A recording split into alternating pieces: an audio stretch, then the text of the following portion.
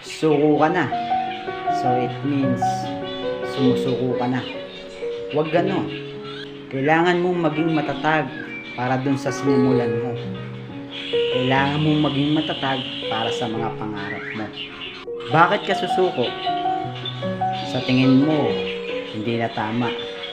Sa palagay mo, hindi na dapat.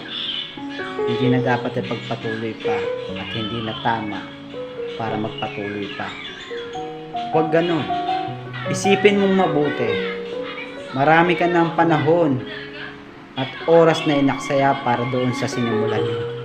Tapos susuko ka lang? Isipin mo na lang yung mga taong naniniwala sa iyo. Isipin mo na lang yung mga taong nagmamalasakit sa iyo. Isipin mo na lang yung mga taong tunay na nagmamahal sa iyo. At isipin mo na lang yung pinaghirapan mo doon sa sinimulan mo.